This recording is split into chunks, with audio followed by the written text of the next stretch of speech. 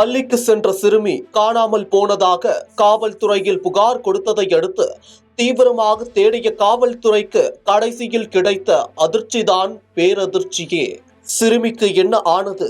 காவல்துறையினர் அதிர்ச்சிக்குள்ளானது ஏன்? பார்க்கலாம்.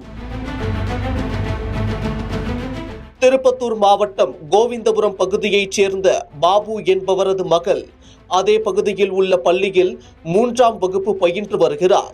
சிறுமியின் தாய் மற்றும் தந்தை பணிக்கு சென்று விடுவதால் சிறுமி தனது தாத்தா கோவிந்தசாமியுடன் பள்ளிக்கு செல்வது வழக்கமாக இருந்து வந்துள்ளது.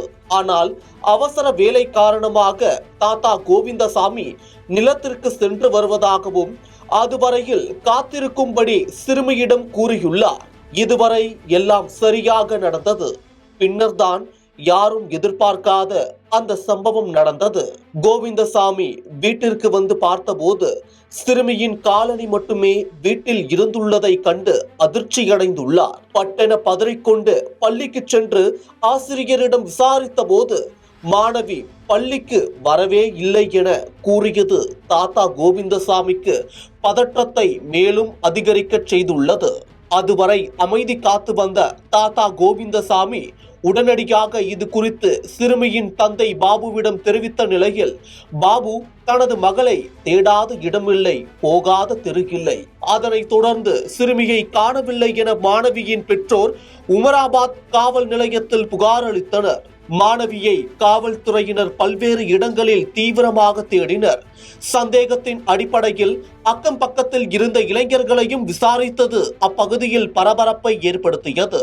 சிறுமி காணவில்லை என்ற தகவல் ஊர் மக்களுக்கு பரவ சிறுமியின் வீட்டின் முன்பு ஏராளமான காவல்துறையினர் குவிந்தனர். இதனால் பரபரப்பு மேலும் கூடியது.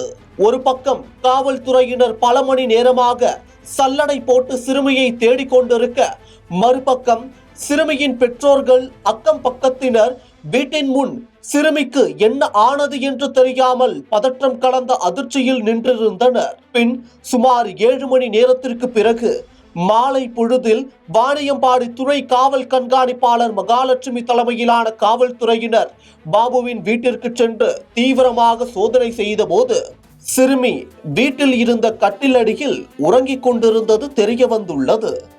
உடனடியாக சிறுமியை அவரது உறவினர்கள் மற்றும் பெற்றோர்கள் அரவணைத்துக் கொண்டனர். இச்சம்பவம் அப்பகுதியில் ஒரு பக்கம் பெரும் பரபரப்பை ஏற்படுத்தினாலும் மறுபக்கம் மண்டமேல இருந்த கொண்டைய மறந்த கதையாக மாறியது பேசும் பொருளானது.